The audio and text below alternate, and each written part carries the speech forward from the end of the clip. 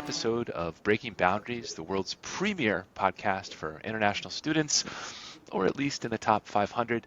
I am joined today by Andrew Chen, the CEO of F1 Hire, a distinguished guest who has an enormous amount of insight on post-graduation work. I'm very glad to be here and glad to talk to your audience. Yes. Now, Andrew, before we dive into the data, I want to ask a personal question. You studied at the University of Missouri, commonly known as Mizzou. Let's say a few years back. You studied nuclear engineering and computer science. So I see you took real classes. But first, if you don't mind sharing with the audience what your experience was like going to Missouri to study. Oh, okay, very interesting experience over there. I came from Beijing, a very large city, and my undergraduate study was in nuclear engineering. I studied 4 years in China and then 1 year of graduate school, and then I applied to the graduate program of nuclear engineering because at that time it was 95. Internet was just up, and I have to go to my professor's office to send one email and wait probably 1 week to receive the email back. So it took me 2 years to apply to a school. But I was lucky, I got in. And at that time, all those Chinese students come here, they have to rely on scholarship. So I was so lucky I got half scholarship.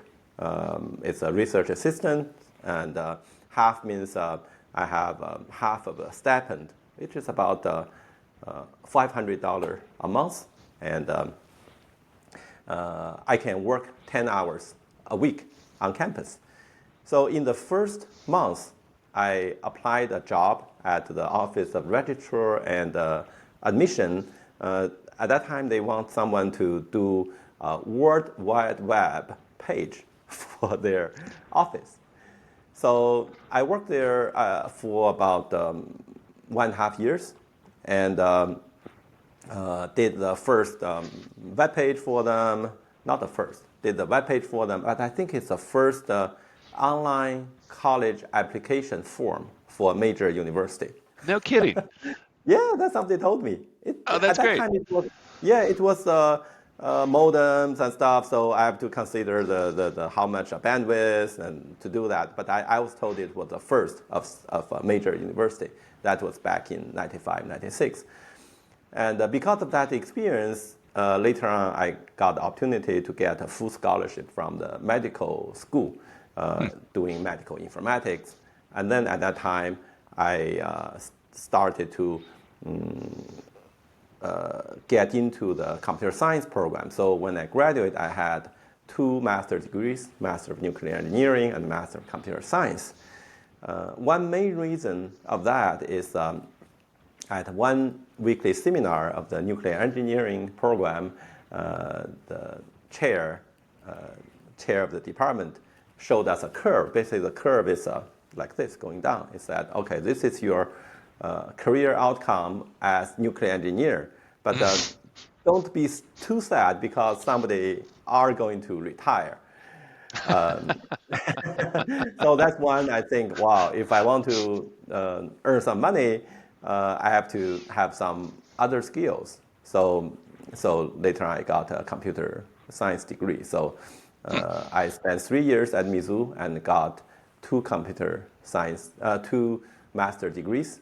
And about 3 days, literally 3 days after I graduate, I sit in front of a desk of a computer company. So I worked 3 years at the computer company. At that time, it's called .com company. And then later on, a major nuclear company started to hire after 15 years. And I worked there for 8 or 9 years. And then I started on my own. Now I'm not doing software, not doing computer, not doing nuclear.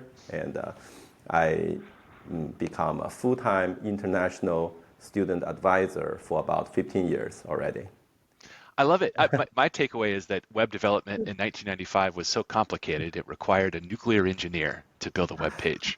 So you were truly a pioneer. Well, this is a good segue into careers, and I know that there's policy uncertainty worldwide, but students can only control what they can control today. For those who are coming to study in the U.S., do you have any insight on the programs of study that might offer the most relevant pathways to post-graduation work in the United States? We can look at the data. The data can come from there's three data sets. One is H-1B data. It's what the U.S. companies are going to take the effort to sponsor those foreign students or foreign workers to get the working visa. And number two is what we call perm data. This is a step of green card. And number three is Department of Labor. They have prediction, the field prediction.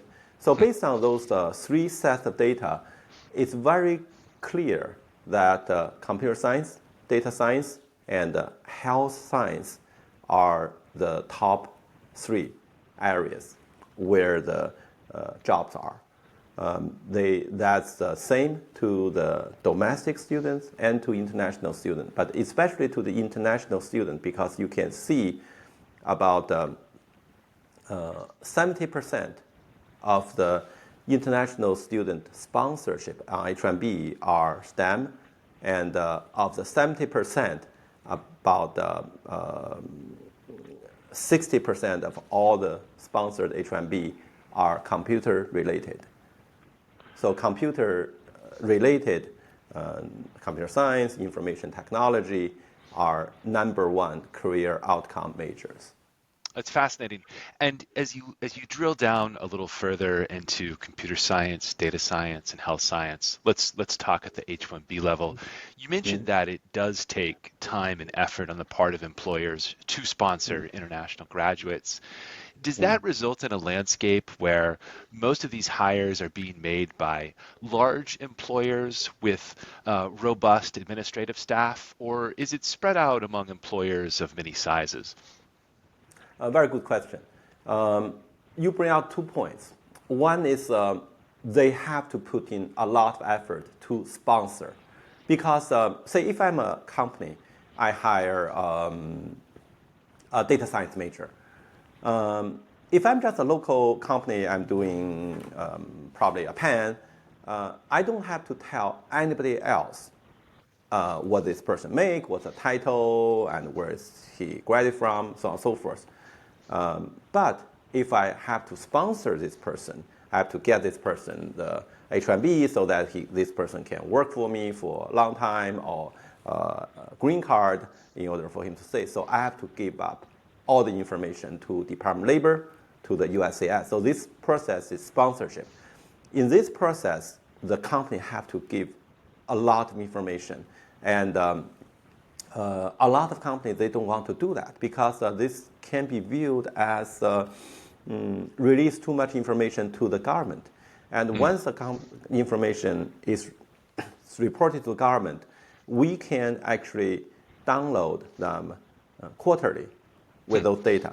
So we know pretty much all the data except the person's name. We even know the case number, and also what's the title, what's the level, what's the salary range, where does he work, and so on and so forth. So this is a very lengthy and sometimes a vulnerable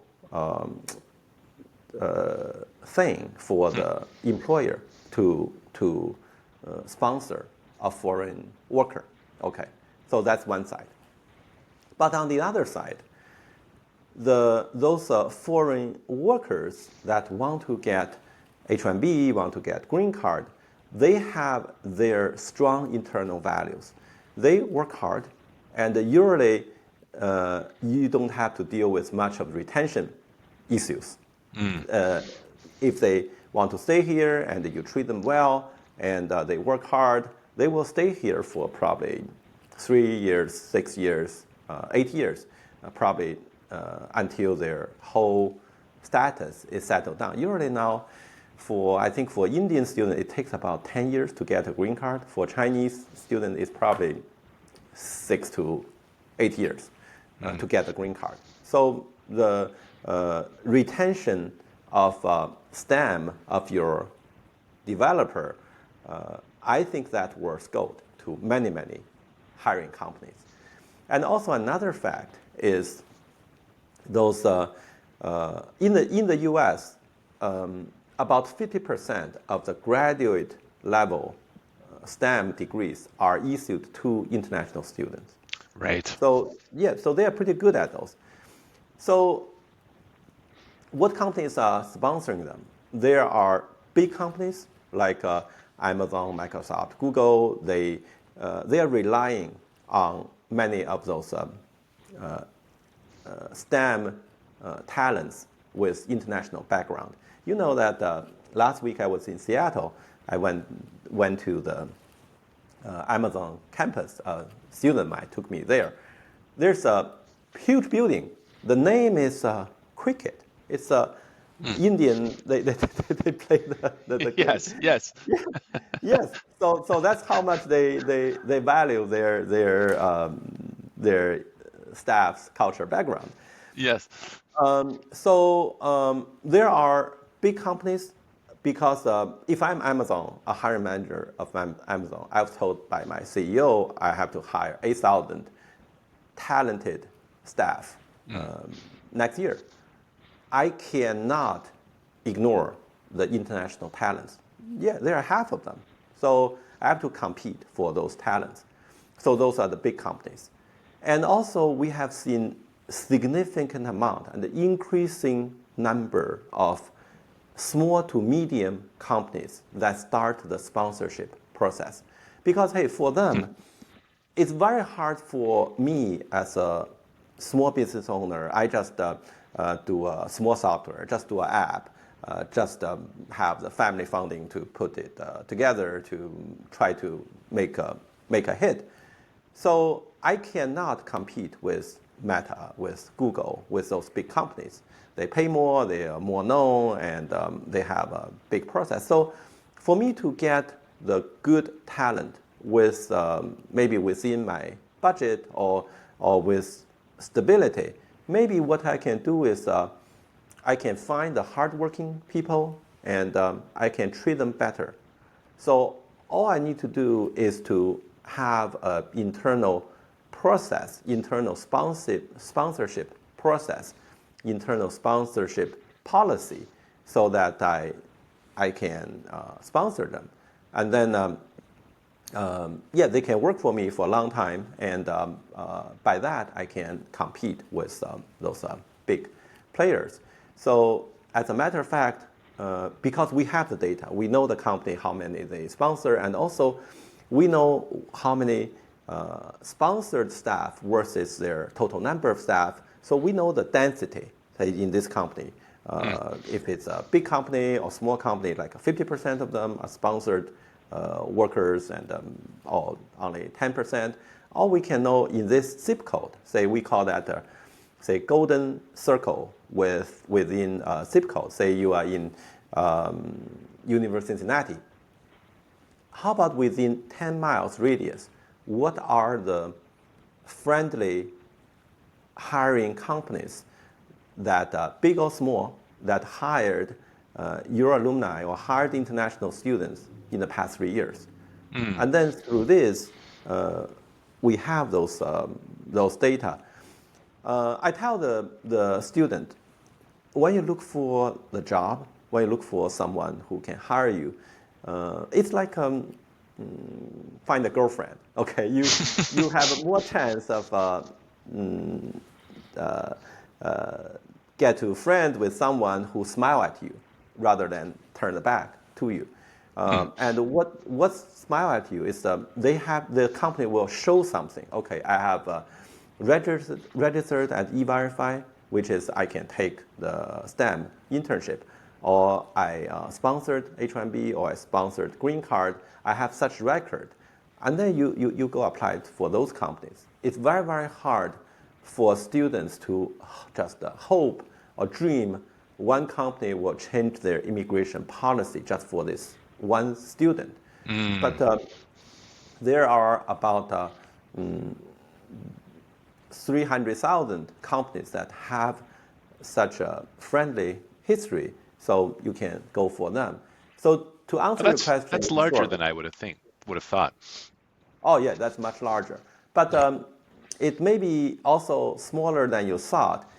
Every day we publish an index called international.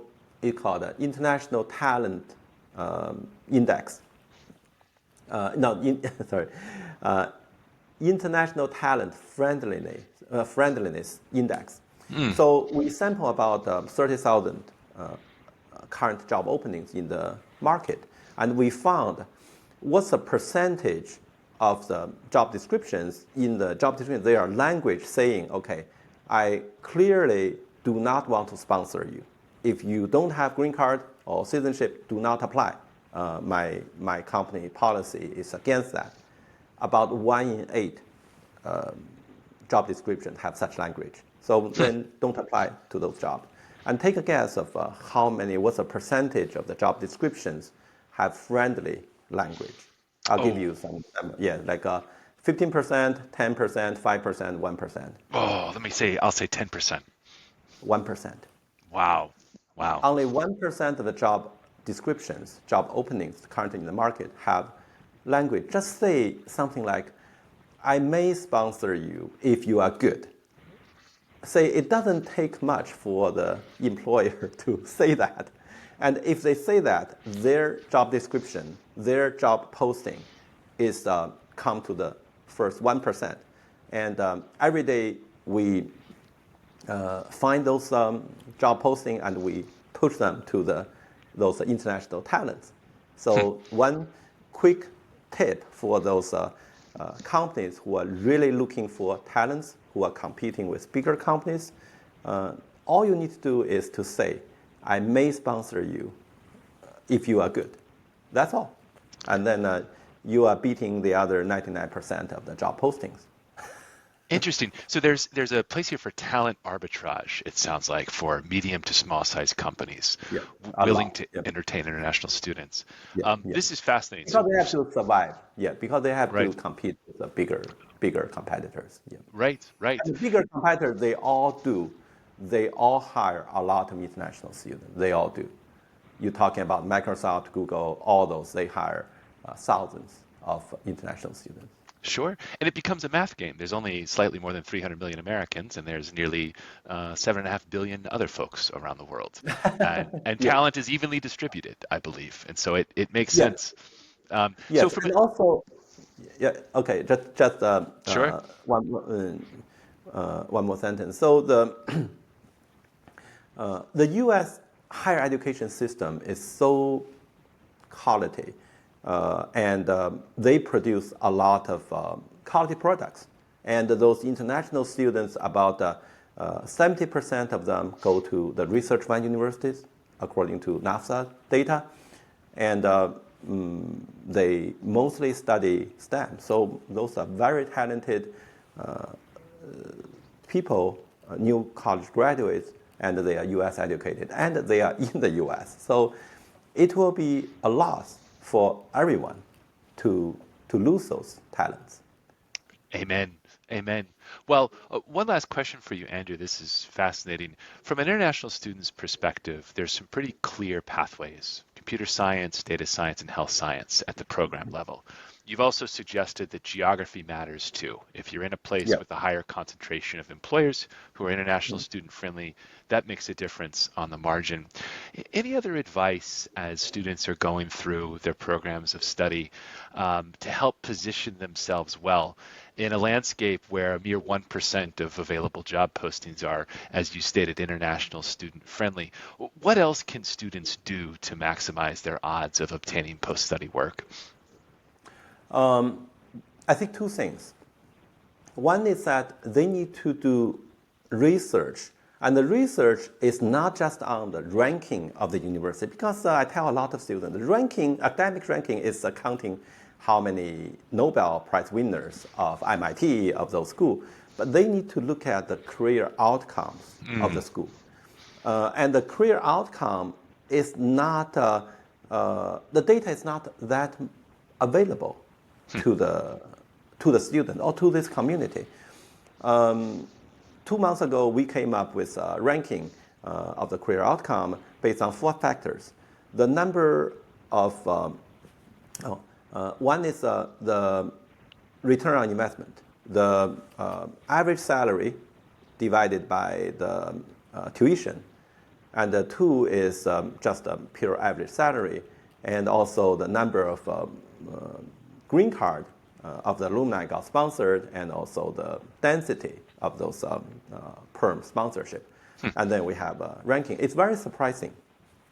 In that list of schools, the number 1 is San Jose University, which is, of course, it's inside of the Silicon Valley, and it's a state university. It's got a lower tuition. But number 2 is CMU, Carnegie Mellon University in Pittsburgh. Yeah, that is, the tuition is pretty high, but looks like the outcome is really good. Their average salary is high, and the percentage of their graduate getting job is high. And number 3, number 4 is very surprising. Stanford and Princeton. Yeah, which is good that the student can go to Stanford, to Princeton. They are top of the top, so they are smart, so they get jobs, and also their starting salary is high. And number 4, many students have never heard of, is another CMU called Central Missouri University, number 5. Yeah. Really? So yeah, Central Missouri University is coming out of nowhere. I went to the school a year ago. Literally, it's there's no other entertainment surrounding the area, but the school is very, very career-oriented. It's in the middle of Michigan, and they say the career advisors told me, oh, you know what we are good at? We are good at putting up the student skill competition. I say, what's that? They say it's all those business plan competition, the data modeling competition, whatever competition. And then when they do that, they have the student compete, and they have the invite the company hiring managers to come to the campus to be the judge. So by all those efforts, their students get jobs better. It's not that they are getting the highest paid job, but the number of students getting job is very high. So that's very, very surprising. So looking at the career outcome is very important, not the academic ranking, but the career outcome data. And number 2 is, I tell many students, what you study is really more important than what school you go to or what city you go to. You can go to New York City. 2 days ago, I was in New York City. I met with one of my students. She's studied at one of the top university in New York, and she studied applied psychology and a minor in creative writing and art, fine art.